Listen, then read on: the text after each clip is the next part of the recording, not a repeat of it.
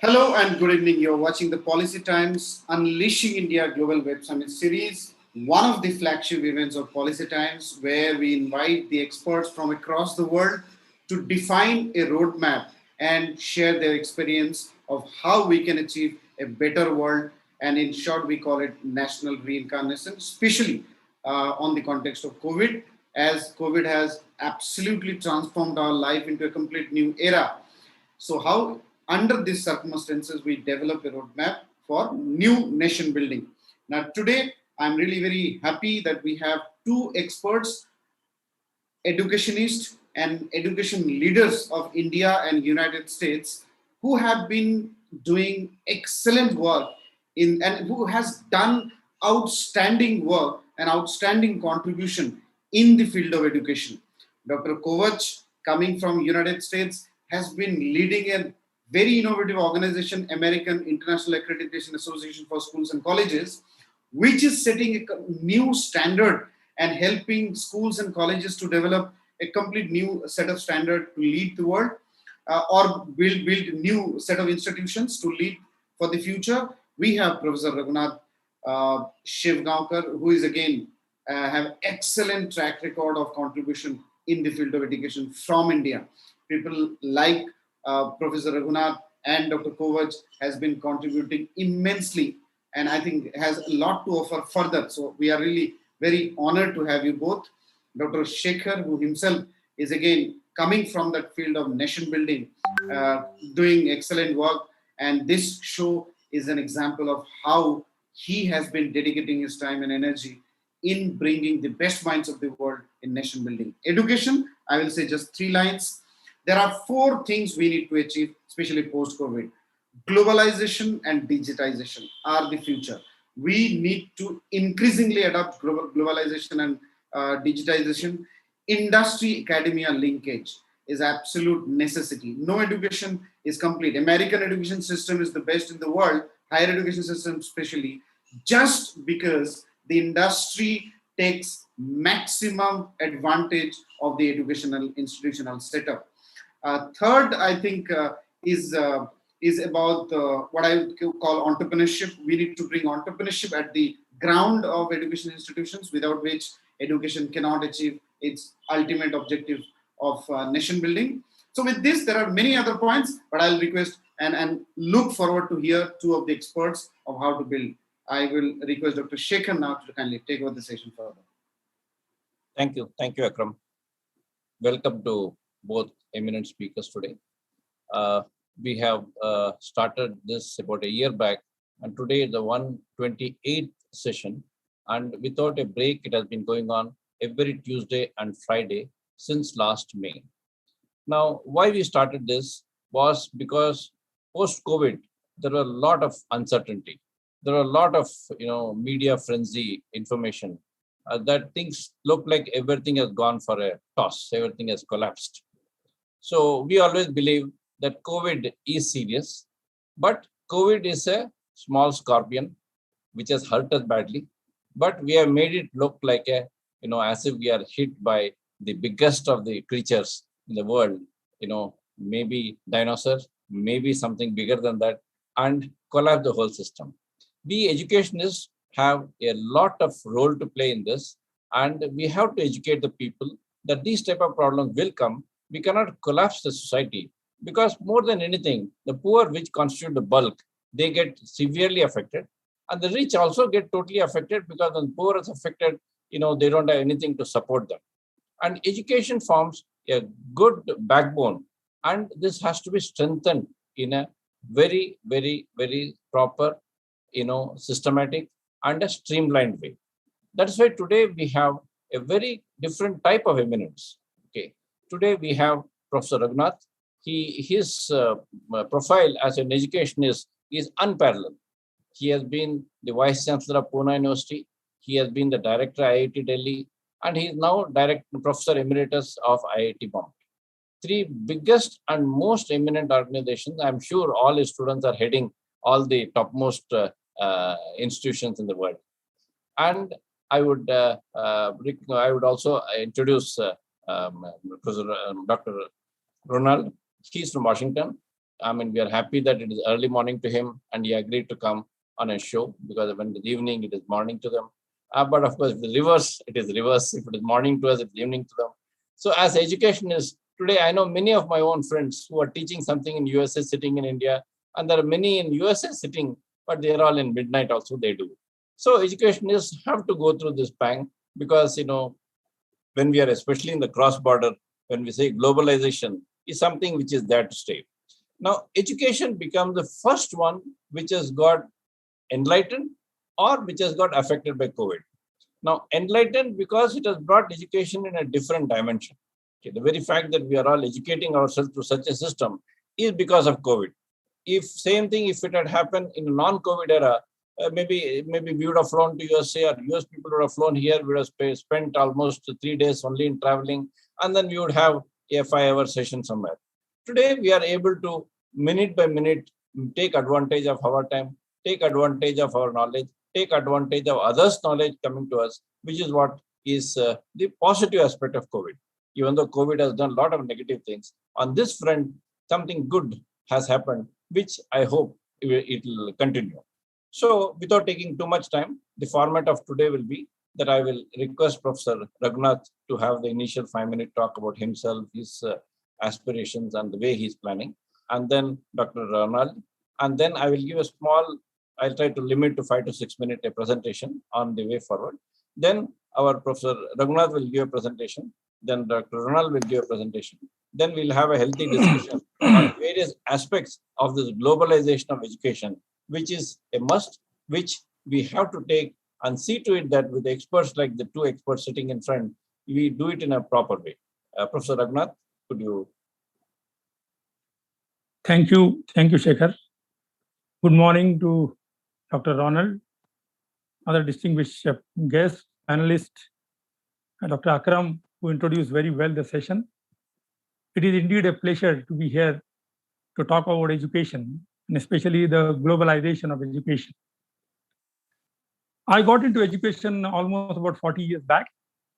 And in fact, in India, if you ask education, the conventional way the university system is defined, I think India has a very nascent system, because if you look at Europe and US, universities are 200, 300 years old.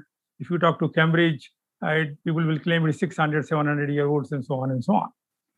In India, the education system started only after independence.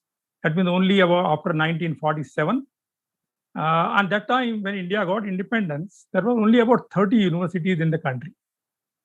Since then, the expansion in the education has taken place, because that capacity requirement was very, very high. And in the last 30, 40 years, the expansion of education has been by many fold. So today, when you look at in India, there are about 700 to 800 universities which are there, which is a good mix of the public universities and the private universities. In fact, there are more than half the universities which you see in India today, they are in the private domain. So about 60 to 70% students who go to the higher studies, they actually go to the private institution. And that was a complete change in the mindset of the people, because initially the education was considered to be a prerogative of the state. And that change took place only in the mid-80s, when people decided to really privatize the universities, and then the expansion of the universities took place there. Of course, when the expansion has taken place, the biggest challenge, of course, was that how to maintain the quality of education. And one of the biggest challenge was how to really get the quality faculty in the university. In fact, Ronald will be happy to know, or he must be already knowing, that during that time, most of our bright students used to go to the United States for their higher studies. Many of them, of course, settled there. They are doing very well in the United States. But many of them actually came back, and they started participating into the academic activities of India. One of the classic examples of this establishment is the Indian Institutes of Technologies, which are called IITs. And they were established 1960 onwards, and till about 1990, there were only 5 IITs in the country. In 1990, one more IIT was established. And of course, after 2007, 2008, there are about 20 IITs which are established. So today we have about 23, 24 IITs in the country. So the importance was really realized that if you want to get the country going, the technology has to play an important role. And for that, we have to establish really the high quality technology institutions in the country. So the globalization actually started at that level, that people who went to abroad and they came back, they brought all the ethos and the teaching styles, the research style, the interaction with the industry. Many of the concepts actually were brought back to India. Even with that, by the end of last century, when the expansion of education took place, one of the biggest challenge was the faculty, as I mentioned. And it was not possible to really create the faculty overnight, especially in the domain of technology and science. And then the government of India took an initiative to start a project, what is called the Technology Enhanced Learning Project, right? What is called NPTEL. This was the responsibility given to all the IITs. And the objective was to create really the quality content from IIT faculty, which can be shared by free of cost with all the institutions across the country. It so happened after that many institutions started using this content within the country, and many universities adopted that content in their own curriculum. But interestingly, the second country which uses this content, which is generated from India, that is United States. And this was a thing which was started at the same time when the OCW was launched by MIT. So MIT and NPTEL were launched almost together. Of course, MIT had a much bigger brand, so it got much wider publicity across the globe. But interestingly, this internationalization of education, which was created under this program, that actually got a lot of people connected across the world through this teaching learning process. And many of the collaborations actually started through this kind of program. So today, when we look at the education system, I think we really look for strong partnerships with not only with the industry in India, but also the industries which are spread across the globe. Also the collaborations with the premier universities in United States and many other countries. Especially, of course, there is a language, sometimes is a barrier for the European universities. But United States that way is always, comes out very, very conducive.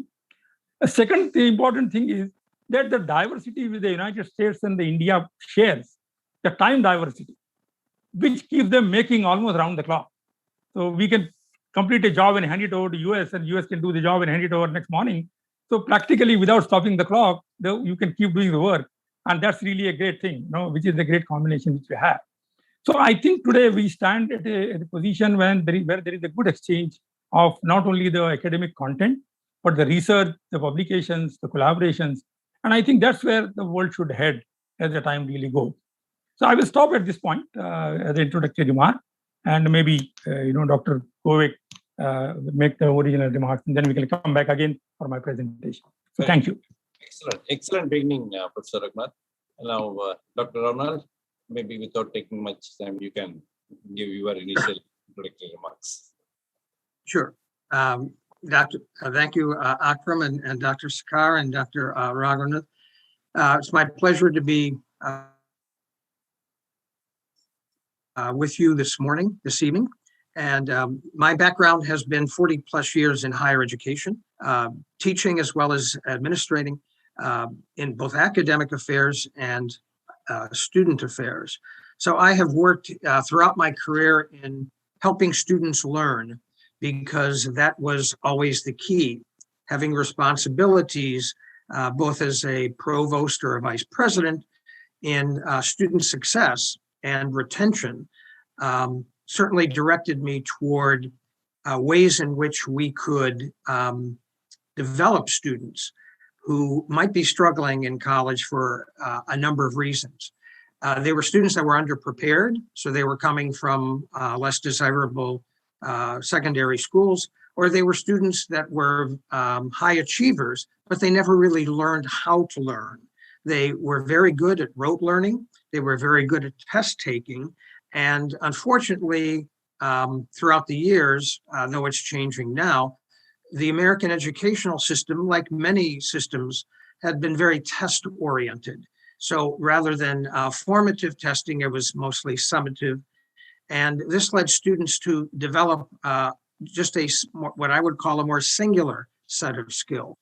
So what would happen is that they would go into university, had never experienced any adversity, and as a result, when they found a higher level of learning, they struggled. And so I have worked on both ends of the students who were not prepared, as well as those who one would think would be prepared, but their common denominator was they did really not know how to learn. And this didn't serve them well, even if they graduated from university, because when they came across new knowledge or different ways to learn, they really didn't know how to adjust. And so some of them had to come back for various courses or additional degrees because they were struggling also in the workplace. So my career has been devoted to focusing on how people learn and the metacognition approaches and what now is being seen as neuroscience. So now that I work in accrediting K through 12 and universities with the American International Accreditation Association of Schools and Colleges, we have re-engineered what we do. We are not just an accreditor, but rather we work to develop and improve and enhance institutions at whichever level. And most importantly, pointing them into the direction where they can develop their teachers, develop their students, and take the American style accreditation and learn from it. But the most important thing is that since we work internationally exclusively, we have learned a lot about globalization and about different methods and about diversity and inclusion in very, very different ways than if we only worked in the American sector, which we do not. Rather, we work internationally. So it's been a quid pro quo for our organization to learn from where we go. So every time we do an accreditation, we do a reflection, which of course is a very important part of learning. And we do a reflection on what is it that we learned, what cultural nuances and differences in the international sector can we improve upon, and therefore, as we look at our standards and our services and adjust them accordingly, we're able to make those kinds of adjustments. And so what we've done just very briefly has been to develop partnerships and collaborations that we heard about, that we just heard about.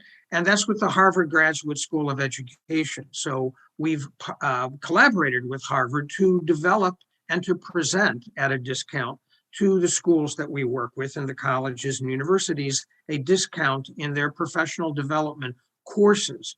In addition, we are the only international accreditor that has within our standards the UN's Sustainable Development Goals.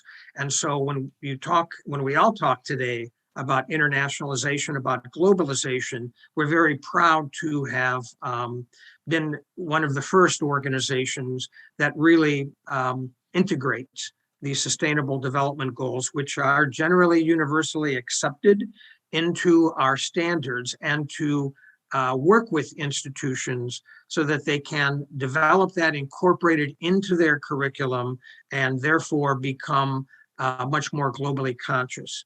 So I'm very proud to be here this evening with you all, and I look forward to not only presenting in a bit, but also from learning. Thank you. Thank you, Akram. Well said. Well complimented, Professor Raghunath's introduction. What I will do, I'll just run through this small presentation.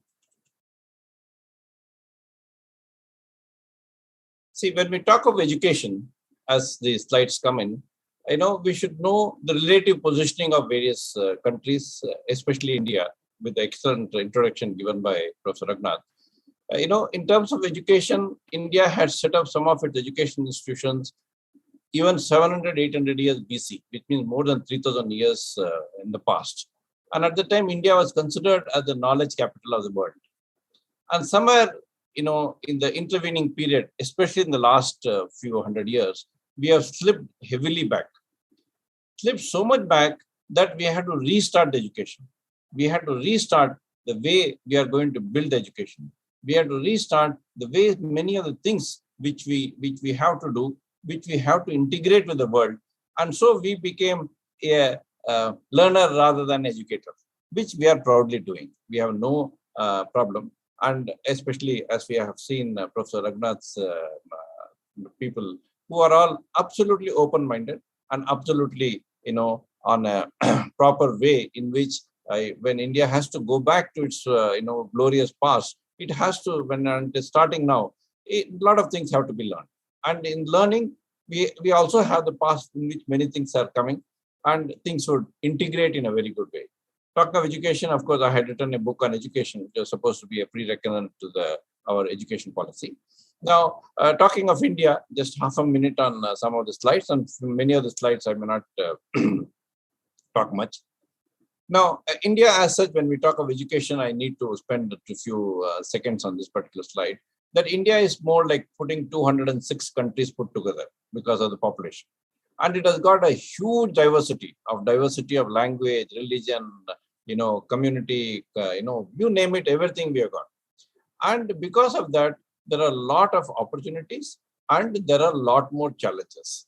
So when we say that, yes, we proudly say a few things that, yes, India has got 400 million people below the age of 20 and almost 600 below the age of 25, the educated age.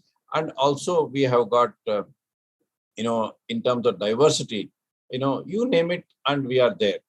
Okay. And like I said, so many of the Indians abroad are successful. And because our way of thinking, our way of learning is very intimate to the human requirements. Now, these are all taking a different shape because of COVID. Now, COVID, as we know, is something where, as I said, it is just a small thing. Whole COVID put together in the whole world is supposed to be less than 1 gram. And that has brought the whole economy down. It is a World War III fought without any weapons, and with mass destruction, not of physical properties, but all economic, psychological, and physiological. So we have to come out of it. Educationists have a long role to play, and educationists have to take advantage of it to double jump. So now globalization assumes a huge importance. Without COVID, maybe we would not have been talking of globalization the way we are talking now. Because in globalization, we bring the best of all together so that everybody learns. It is not only for the best to go forward, it is for everybody to go forward. Now, when we say globalization, means what?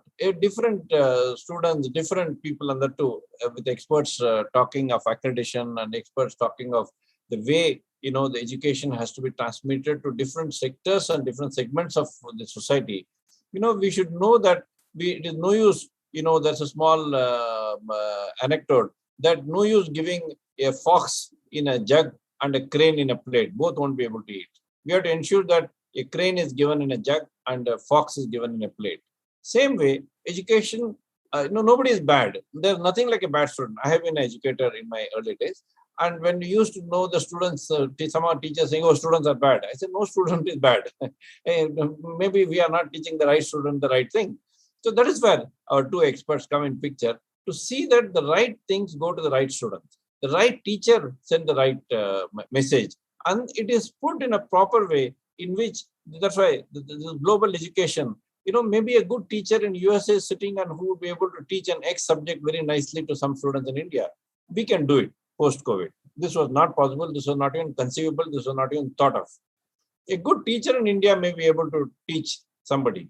Today, many of the ladies post-marriage, post-delivery, they are not able to do, and many of them are excellent teachers. Post-COVID, we will be able to bring their best in them where they can do the teaching. And their accreditation is very important, so that there's no randomness. There's no randomness just because, we like some teacher's voice or like teacher's way of talking, we cannot do. Accreditation means it gives a complete, understanding, which I'm sure Dr. Ronald will be able to describe very nicely. And I'm not going slide by slide, so please, I'm just going so that one or two of the slides only I will explain, so that our flow for today's event goes well. So in education process, yes, we have got so many things: understanding, critical reflection in terms of how unsustainable change and awareness. Because all the small things, unless these dots are joined together, education will not be able to do justice.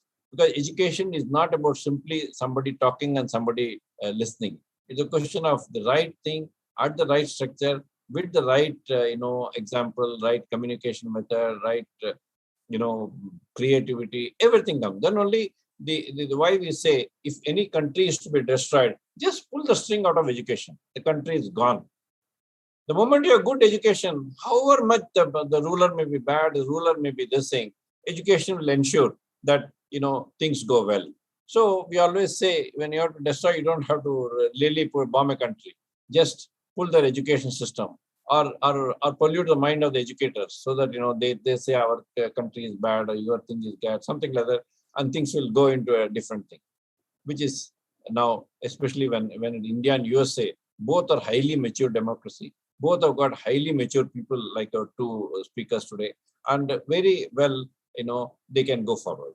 Just half a minute on this particular secured governance. This is a doctrine is proposed by which, it is more of a self-sustained education, because education always requires funds.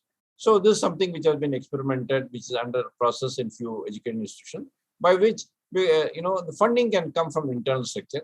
Funding can come by the value education is creating. In secured governments is basically a value creation, and the value creation brings back the basic thing itself free. In fact, I was invited to Washington to present it to many of the senators a few years back. And, I have written a book on US also, how US can do, and it was very well accepted and acknowledged that this is something which is very good. Since I'm not talking basically on secured governance, because that is still a vast topic, to ensure that people know that funds are available, and funds are available for us to take things forward. So coming back to, so I will close my presentation and request Professor Raghunath to have his presentation. He'll be having the rights to present. Please.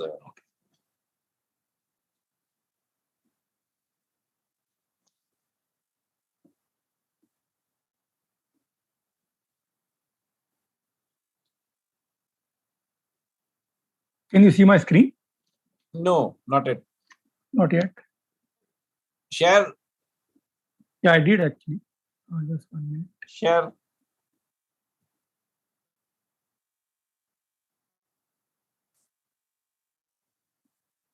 Okay. Yeah, it has come. It has come. Okay. All right. Okay. You can see my transparency? Absolutely, absolutely. Yeah, okay. So welcome back for the discussion on the higher education. I just chose the topic rather than globalization, just the role of higher education, especially post-pandemic for national reincarnation. I think that's the title which was suggested by Shekhar. Yeah. Actually, COVID came just last year suddenly, but even without COVID, there was a thinking which was prevailing among the academic community that probably the education system, which has been there, formal education system for last 100, 150 years, maybe with the technology change, it requires relook. And we should start really looking into that for the 21st century, what kind of education system really we require. So I would like to make certain observations here. Firstly, it is very abundantly clear now that the future world is going to be technology dominated. And the COVID-19 actually has asserted this, because if the technology was not there, one can imagine how the university system would have worked for last 1 year.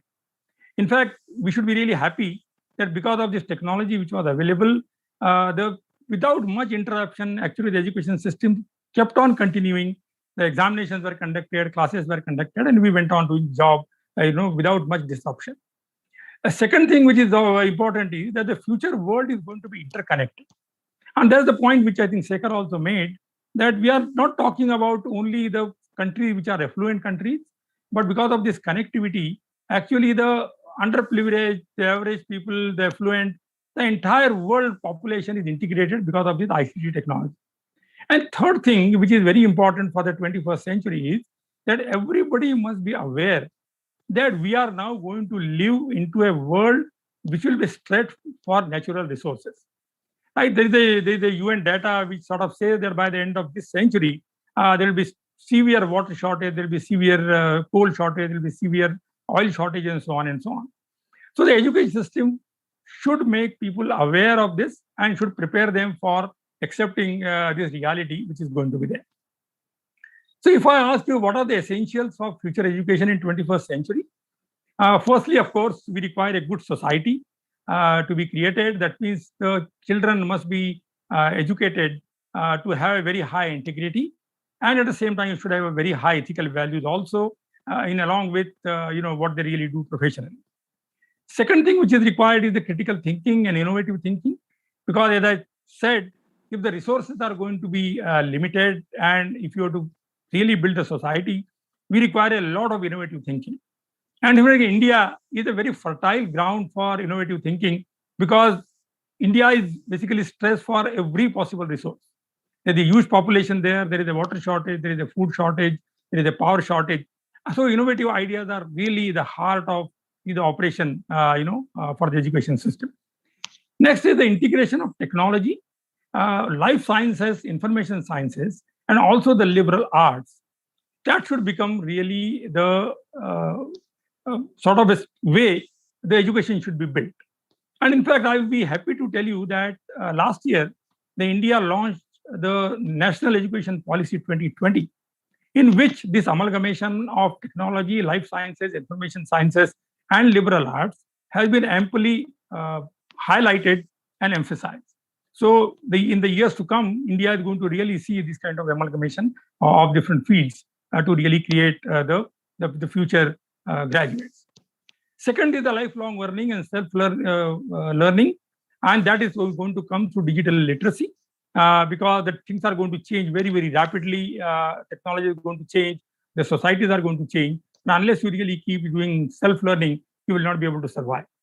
The interdisciplinary system also is very important, because you cannot really work in isolation. It is becoming amply clear. Integration of formal and vocational education for employability point of view is highlighted. And most important of all this is that we have to now pay a special attention toward the grand challenges which are defined by United Nations. That means the water shortage, the power shortage, the food shortage, and many of the things which the society requires, not only confined to only a few pockets in the world, but across the world, we should be able to have the quality of life created by every citizen on this earth. And that is the great challenge. And everybody must be aware of that when we talk about the education system. And of course, the quality culture is built whenever we talk about the education system. Now, while this kind of thinking going on, that what should be the education paradigm or thinking for this century, the COVID-19 came.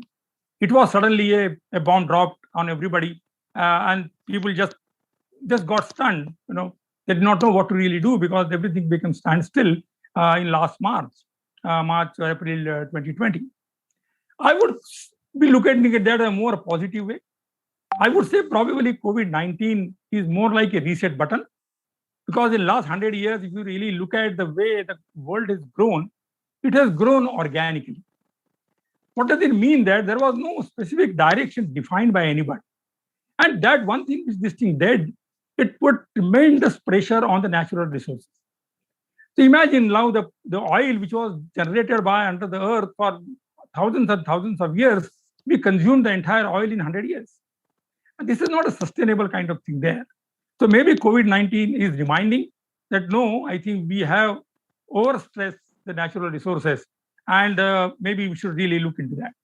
So one thing which has happened during COVID-19 is people really recognize their true needs. There are many things within life you don't require. We have been doing it, but maybe they are not really required in life. Reduce necessary travel, I think, which is really a good thing. As Shekhar also mentioned in the beginning, the travel is cut down, so we can now meet very comfortably without having much hassle. We can really exchange ideas and sort of move on. Efficient use of time. Of course, now the time can be used much more efficiently because travel time is saved, many other time is saved, and so on.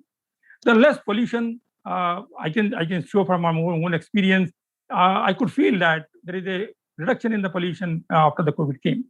Less diseases also. I think we talk only about COVID now, but it looks as if other diseases have completely vanished. They are not there. And better ecology, we see the redefinition of value system which has taken place. Only the short coming, if you really ask for this, is that the social interaction has practically reduced to zero. And that is whatever is taking place through this only the electronic media. So this is something which the COVID has done. How does the COVID has impacted the education? And I would say the COVID impacted education in three ways. Firstly, it impacted the education academically. That means the teaching learning process is severely affected. What do I mean by that is that although when the COVID came, the universities very quickly got adjusted to this online teaching. The faculty was almost sort of switched to online teaching. The students adapted themselves to online teaching and so on, without really applying much mind whether this way of teaching learning is really delivering the kind of thing which we really are looking for. So it sort of got some beating there, and we have to really look into that. Second thing is the digital literacy for students and teachers, for both. People were not really ready for this. People used to talk about digital literacy, but things were going on at a very slow pace because there was no rush. After the COVID came, then there was a rush because everything had to be implemented within a shortest possible time. So the digital literacy slowly came into that, and the holistic development of the student got a little backseat. Because for holistic development, you require not only the classroom and the information transfer, you require many more things. You require social interaction, you require physical education, you require the philosophical thinking, and many of the things, ethos development and so on. And that really got a beating during this COVID time because of this online education. So academic got an impact because of COVID. Second impact which came because of COVID was the financial impact. And that is because the universities got closed down, there was a huge revenue loss which was there, right, to the university. Even national level, there was a huge financial loss, and whatever the finances the countries had, they had to divert those finances towards the health sector. Obviously, somewhere you have to make a compromise, and that will have an impact on the education sector. Unsustainability of private education due to affordability, that has really become a big challenge. Because many of the private universities, their only source of revenue was the fees which was coming from the students, or maybe the R&D funding which used to get from the industry and the R&D organization. But the primary source was the undergraduate fees. And now, because a lot of people have lost their jobs during pandemic time, the people don't have a paying capacity. And because of that, the children who used to come to the private sector, that number is reducing, or has reduced. Maybe it will pick up some time. And the sustainability of private institution has become a challenge. More pressure, of course, is going to come to the government system now, because those children will not be able to go to the private because of the shortage of the finances. They have to go to the government system. So the government system will be overtaxed because of this. And finally, the affordability of technology by the students. Now imagine if you are having two children in a family, and the husband and wife both are working, everybody now looks for a connectivity practically for the whole day, uninterrupted. So that requires really the smart devices for each in everybody's hand. It requires a good internet connectivity, and that all costs. So affordability, for the middle class people, that has become a challenge. That has happened there. Lastly, the COVID has affected the education system. That is a social impact. That the social cohesion which used to get created during the graduate years or the undergraduate years, the student binding used to take place. That practically is compromised during this pandemic time because of this online learning. And the social divide is getting created because of the digital divide.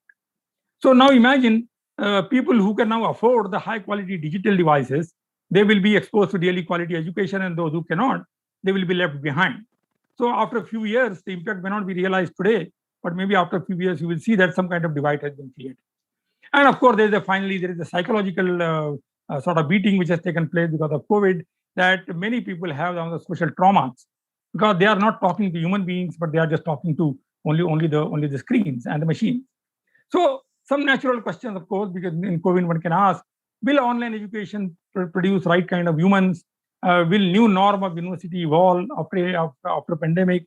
Will we create a new paradigm of society? Will human relations be same again? Will affluent style of life be changed permanently and for good? These are some of the questions I think which all of us have to ask, and we have to inculcate those things into the education system. What are the attributes of education? Just quickly, we require knowledge, information, and we can see that some of the things can be achieved by ICT technology, and some of the things require human interactions. So when we talk about global interaction, the ICT technology can come for handy. But imagine looking at a Nobel laureate and listening to a Nobel laureate face to face has a completely different experience than listening to a Nobel laureate on screen. And that kind of inspiration has to be brought into the system. So with this experience with the COVID now, one can really ask, how should the nation advance in the years to come? Firstly, I would say that maybe we have to redefine our education system. Maybe the education system, the way we did for last 100 years, maybe it requires a relook. Right? The creation of new education models which are collaborative, socially equitable, right, affordable. These things have to be now created across the globe. Prioritizing education in national should become national financial decision.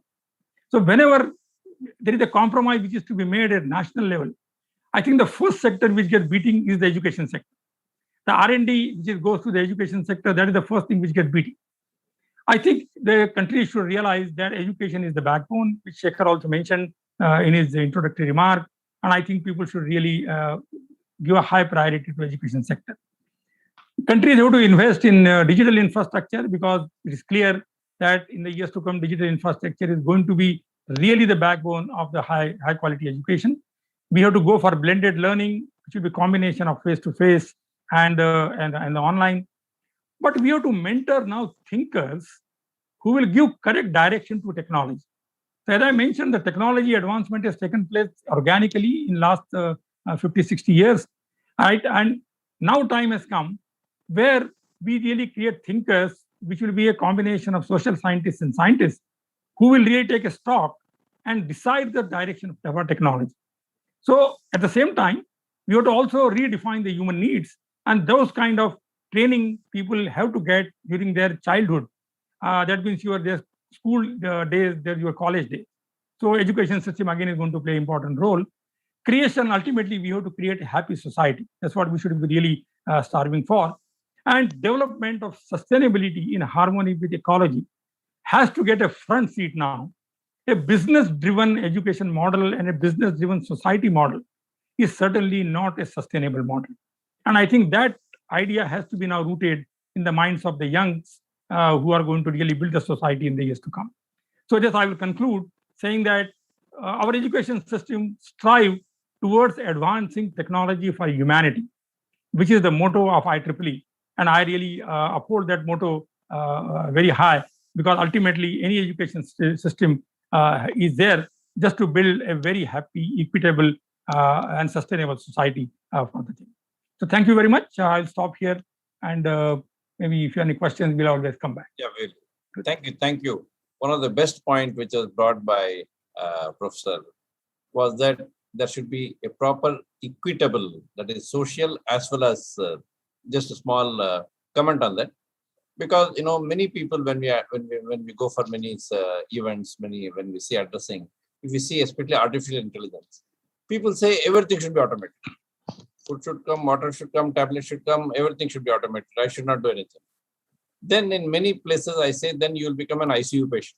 Only an ICU patient can get everything automated.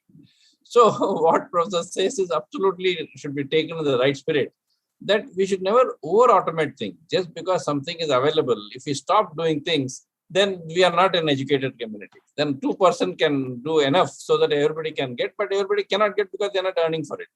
Now, Dr. Ronald, your mic is yours, your presentation, and we are very eagerly waiting. There is no time limit, please, because don't really see the time. Please go ahead. Okay, thank you very much. Thank you, Dr. Sekhar, and I appreciate the comments that Dr. Raghunath just made. And I think we'll all be happy to know that there is a lot of symmetry between all three presentations today, but I think that's a very good thing. The remarks that I'm going to make really have to I focused on the National Education Policy 2020 of your country. And I really do think that that's a very important document moving forward for a number of reasons. Both presentations that we've heard this morning, I believe, and certainly mine, focus on exactly what I will call those educational values. So I was very impressed several weeks ago when I came across this document. And I just wanted to highlight a couple that I think are important to this conversation, because it's very complicated and comprehensive. So I'm certainly not going to go through all of those points, but the impact that it has for both K through 12 education, as well as for higher education, are lessons that we have talked about and have heard about today, and also lessons moving forward. But the vision, of course, is to transform the country, to provide this type of high quality education that we just heard about, and essentially enhance India's position as a global knowledge superpower. So the focus was on both school education, and the important thing is that it starts at the early childhood level. One of the themes that runs throughout the National Education Policy 2020 is the integration of all disciplines being taught not as separate entities, but essentially starting at the lowest level of primary and secondary school education in order to prepare students for the university. So this holistic approach that we've heard about this morning is inherent and very much integrated into certainly the first part, but also the second and the third. And so as you can see from that slide, there is certainly a focus on what I talked about, and that's dropout rates and the retention of students at all levels of school. And also notice the focus on teacher education and on the standard setting and accreditation for school education, which of course is near and dear to my heart. As far as higher education is concerned, again, some of the same themes that we see at the primary and secondary level are there in higher education as well. And that is creating the support systems for students, enhancing the teacher training at all levels, not only in primary, secondary, but also in higher education, and also transforming what the regulatory system is like. So I think one of the themes that you see participants and attendees see emerging is the importance of adjustment, not just because of the COVID, but just because of the way the world has changed at all levels. And that certainly goes to speak to the regulatory system of higher education and its effective governance. The importance of what used to be called soft skills, which always bothered me, that term, soft skills, as if they were not very firm, the opposite. But really what we're talking about is the human interaction and the ability to negotiate with people, to have empathy, to increase ways in which students develop their emotional intelligence, the way that they interact with others, an appreciation for varying cultures and diversity and inclusion, various levels of intellectual ability, the differences that people bring, as we've heard how diverse India is in its cultures and its religions. But that also means in the moral diversity that people have and how we teach students at every level to interact with each other and to better understand rather than to judge. And so the knowledge and skills are the concepts that weave through real world situations. And I'll be mentioning experiential learning in a few moments about how important that is, particularly at the higher education level, so that students just don't have book knowledge, but they also have applied knowledge. And they're helping work with businesses and solve industry problems along the way. We certainly know,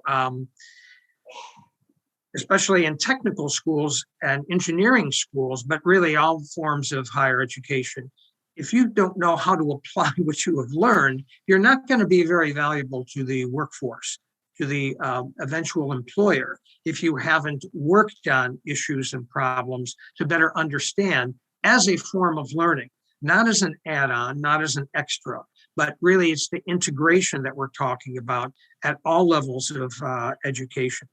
And so the emphasis that segues into this is on conceptual learning, and rather than rote learning and learning for exams. Hopefully that shift is away. There's certainly nothing wrong with, summative assessment, but total focus on summative assessment, not on formative, certainly I think does not prepare students for the real world. Because again, the focus that I emphasize all the time in my level of expertise and research is on metacognition, of students being aware of how learning occurs. So when they encounter things that are difficult, they know how to adjust. How often I've heard in my academic career, students say, no, I didn't finish the assignment or the reading. Well, why not? Well, I didn't understand it. Okay, what didn't you understand about it? Well, it. They can't even verbalize what it is that they don't understand, because when they don't understand something, they stop. And they figure, well, the professor, the teacher will illuminate me. And learning becomes teacher-centered when it really needs to be collaborative, but mostly learner-centered. We're teaching students how to learn for life because technology changes altogether. Some of us here on the panel today can certainly look back at 20, 30 years ago and look at what video games looked like then compared to the virtual reality and the enhancements that that video games and that particular subculture have taken on. They're so totally different. But it used to take engineers to do a simple game like Pong, as that was emerging as a technology. And students would look at it today and they could probably code that at certainly a primary level. And I think that we would all agree on that. So I had mentioned earlier about synergy in curriculum. And so at all levels, from the primary grades all the way up to higher education, there has to be synergy in curriculum so that people don't see disciplines as separate, but they see learning and knowledge as integrated, as opposed to saying, well, where am I ever going to use algebra or geometry or biology? But starting at the lower level. And sometimes I think our lessons need us to look back. At the early childhood level, there is a focus and an emphasis on what we call project-based learning. And that seems to filter away as we move up the ladder in our educational systems, be it in India or the United States or anywhere, European as well, in the sense that we see the teacher as the sage on the stage. I am the professor, I'm the fount of knowledge, as opposed to seeing the student learning how to learn the material, applying it by having to articulate and demonstrate that in the classroom and in working with others, as opposed to sitting as a stone in classes, taking some kind of end of the year or end of term exam, and assuming that if you don't do well in that type of assessment, that you're not very smart. And of course, we know that that's an adjustment that certainly has to occur. So in talking about these new directions or the reincarnation or rebirth of education, we see an opportunity of what has happened in the last year and a half, the last 2 years. So it's important, I think, for us to look at the lessons from the pandemic and their questions, their comments, statements. One is face-to-face teaching the best mode of learning? And so as we pause and think about that, since we've not had face-to-face learning except in a virtual sense, the question is certainly that, yes, that is the best method and the best mode of teaching. But certainly with the majority of educational institutions that have been having to experiment with digital learning and teachers that have had to adapt, teacher training also needs to be revamped. So I bring that issue up again of how important it is for teacher education, and it's in the NEP 2020 document as well, that along with updated pedagogy, that the impactful use of technology that we have seen worldwide occur in the last year and a half will be and needs to be an important part of teacher training. In other words, how do you integrate technology into the classroom in the more blended sense? If we go back to the sage on the stage approach, we will lose so much if we think that we can revert back. Because for a year and a half, and remember, there are students who have never been face-to-face starting at the primary level. If we go back to that method of, the font of knowledge, imparting it to students as the only method of instruction, rather than an integrated approach, we will lose learners and we will lose people prepared to enter into the workforce and also in the levels of education as they climb the ladder. So what were some of the problems that we faced?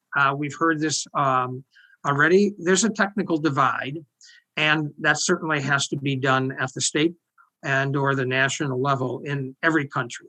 It's even prevalent in the United States.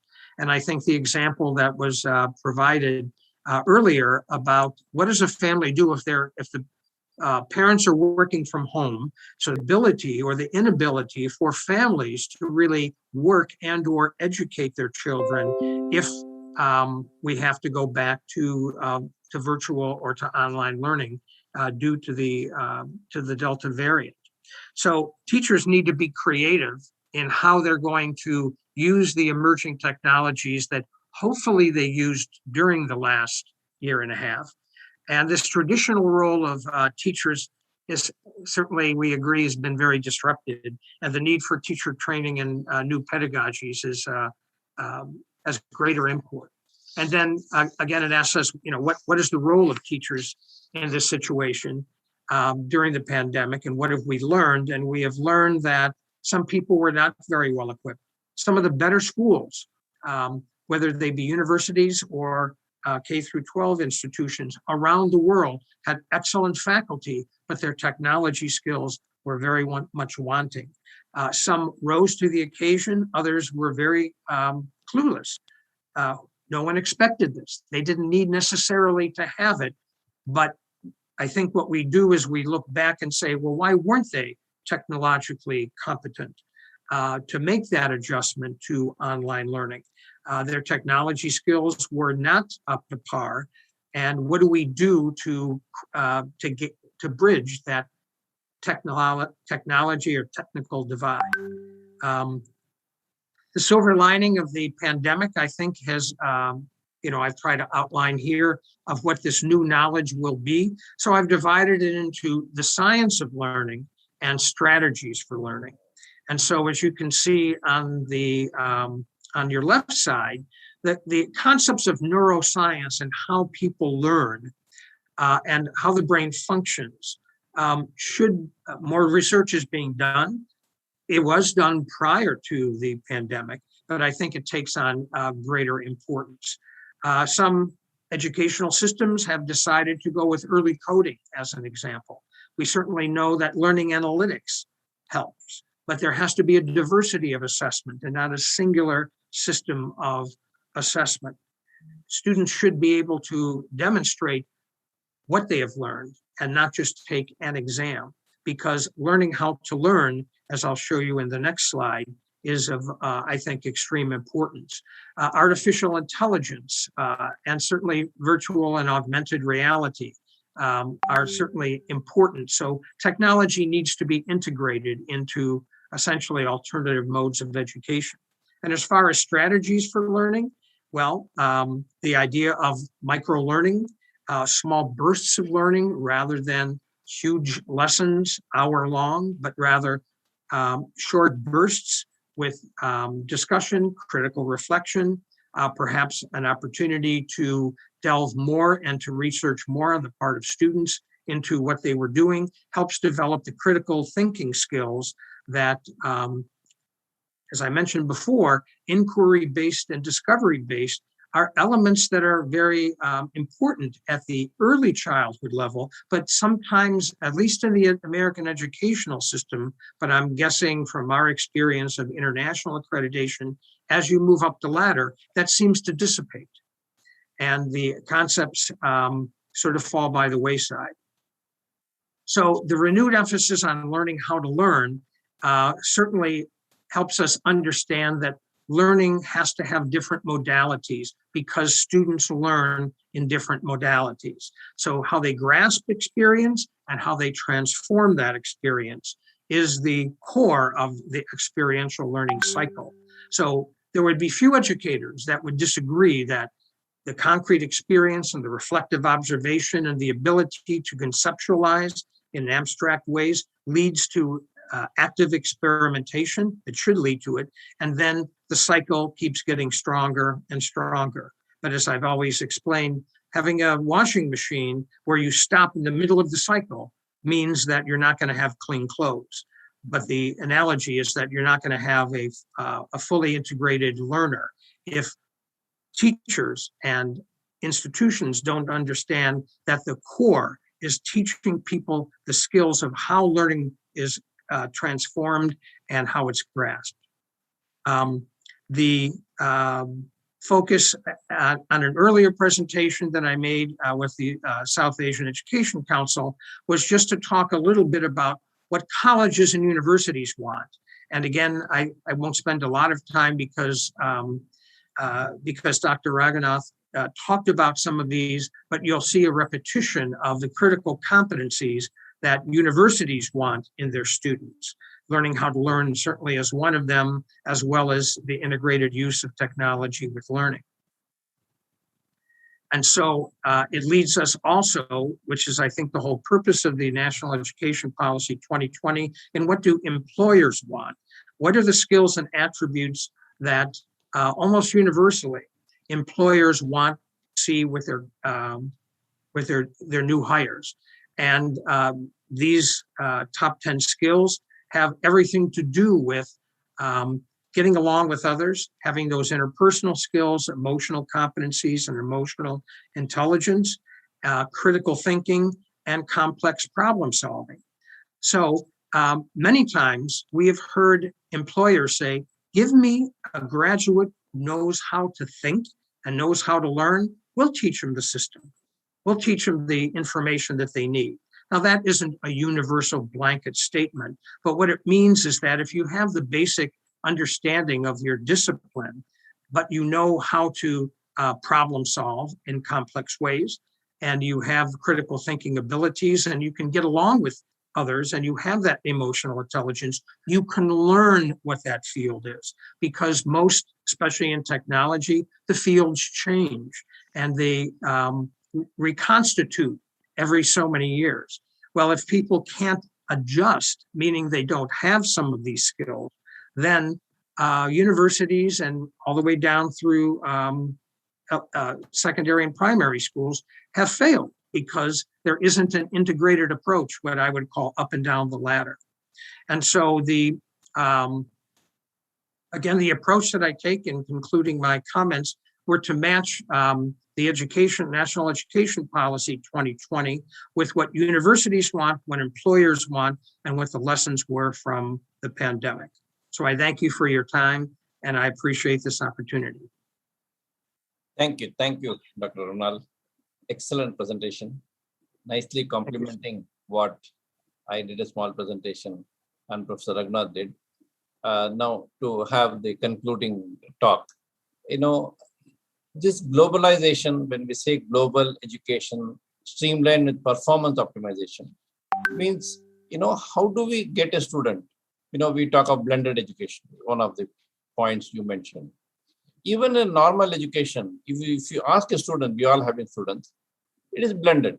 Sometimes we understand the student, sometimes the teacher, sometimes we understand the fellow student who understands and gives it to us. We don't understand the teacher. And sometimes we understand the teacher well and we teach our own. Sometimes the book itself is good enough, no teacher can teach us.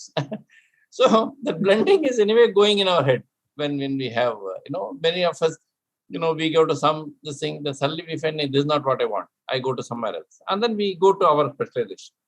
So now with this COVID coming, we have to make many of these things in a streamlined way. Many of these things which have gone in an ad hoc basis have to be more streamlined because numbers are high, expectations are high. They change today, and what was not there a few years back is the speed in which things are going on. Even when we say an industry man says, no, I will teach. What is he going to teach? He is going to teach what some other educator has done. When the educators themselves can give it to the other student, it would be good. Industry doesn't do basic work. It is the educationist who has directly given an upper knowledge to an industry, and they feel that we are the teachers for the students, which is it is a question of how we do this performance optimization. Means how do we ensure that the student himself is taught after some other educator, and because of our globalization, even if the next version of a new instrument is coming from Germany, third version is coming from South Korea, the teachers who have done it, if they can give it to the student, it is for the benefit of all. Because by that, there is no sanctity missed by educating a student that this is what the next version of XYZ software, the XYZ machinery, XYZ chemical is coming, which is what our blended, our what I would say, the performance optimization is a very generic word which we use to ensure that we give the student the best, take advantage of this COVID, because COVID has done enough damage to all of us. Okay, we can never say COVID has done something good, but make it in such a way, because after all, we are all Homo sapiens, thinking creatures. We are there, just like in some other way, we say that we Indians have got a necessity to lead the world, because in numbers we are high. We are one of the most welcomed species. Once upon a time, we used to hear that sun never shines on a British Empire. Today, sun never shines on an Indian Empire. India is not ruling, but Indians are there everywhere. There is no other countryman who will be there. We always joke that if you have an Indian movie or an Indian cricket, in any part of the world, it will be a hit because of the way we are there. So we have an additional responsibility to see that we learn good and we also dissipate it in a good way. We do not have a idea that we are the teachers, means we know everything. We do not know many things, but we learn. Today, a simple thing like yoga is supposed to be an $80 billion industry in USA, okay, which is an unbelievable figure. And have we verified from various places? They say, yeah, this is right. And that means the smallest thing from here can do that. Why can't we take something else from there? And we have no prestige. But where we have to work together is the optimization, where a teacher, we should know what teacher can teach what better sitting in which corner of the world. Today, because of the technology, we can find it. A student in some other corner who can be good, maybe in sports, maybe in some other cultural activity. Because today, no more, teaching has to be only how a mechanical engine has to be fitted and how a next version of the software has to come. Even, how the next version of high jump will take place. It is again a technology. It is again something which we have to do. So we should have to take care of a holistic nature and divide it into very microscopic, this thing, depending on the where and who will do it. And then a system will evolve. I'm sure what I'm taking will take maybe a few years, maybe at least half a decade, not too long. But some beginning has to be made, and which has been excellently presented by the two speakers today. So I would like to, before formally closing it, I would request, 1 to 2 minutes from both the speakers, starting from Professor Raghunath. No, so I think it was a wonderful experience to be here. And the presentation which I saw from Dr. Ronald, I think actually the ADP 2020, it is very interesting that the person from United States is presenting on ADP 2020. It was a fantastic experience. And I think ADP 2020, as he mentioned, is really a very progressive document which India has produced. Only thing, there has to be a good political will to implement it, because there are a lot of challenges which are there in implementation of that. However, government is determined to really take it forward, and whatever the challenges are there, if the NEP 2020 is implemented in letter and spirit, I think it will really bring a transformation to Indian education system, and it will create a lot more new ideas and a new sort of a breed of the people who are well informed, people, well educated people, good thinkers. I think that's what NEP 2020 is likely to bring. So it was a wonderful experience to be here on this panel discussion. So thank you, Shekhar, for this. Thank you, Professor Raghunath. Dr. Ronald, anything concluding you would like to comment? Yes, I think the beauty of what we heard today was the symmetry between these three people, including myself, that presented. But what's interesting, I think, relates back to the comment about NEP 2020. It's a great document for education. So yes, there are cultural particularities in there, but the ideas of inclusion and diversity and internationalization and experiential learning, every government should come out with some policy that also talks about the digital divide, that talks about the inaccessibility of certain individuals and certain populations in certain regions, the inaccessibility of the broadband width and the ability to access technology. And I just shudder to think in my own country of the students that lost an entire year of learning from very economically depressed areas where they did not have Chromebooks, whereas even middle-class students go home with at least a Chromebook so they can access it, but they still have to have the connectivity. How many stories over the last year in the States of students, particularly in urban inner city areas, had to go sit outside of a Starbucks so they could get some type of connection because their families don't have it. And so this is something that I think is very universal, which is why the document that I referenced resonates with me, because if I didn't know where that came from and the particulars were removed, it could be anywhere. It could be really anywhere of the experiences that we've had internationally in working in numerous countries, particularly in the K through 12, and now as we move into higher education accreditation. So I appreciate the opportunity to, again, learn myself.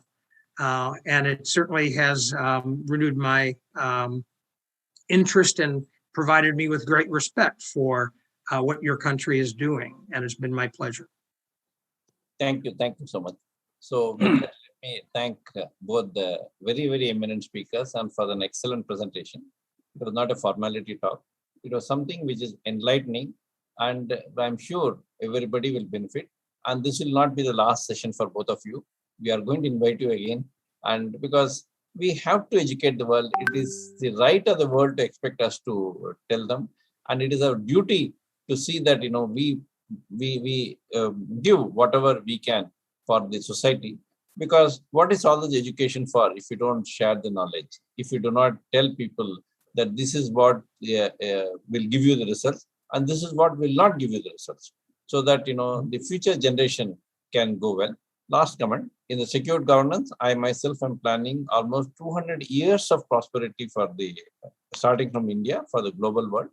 And education is one of the prime portion where I'm talking of a self-sustained education, so that we don't have to think of a few points which even Professor mentioned in terms of water going out. All those things we are addressing. How the same water will never go out of our system. How there should be comfort level for future generation, and how education will have to play a good role. With this, let me thank again and close today's session. And good day, and because one is good morning and one is good night. So have a good day to you. Thank you, sir. Ronald, and have a good night. Thank you very much. Thank you.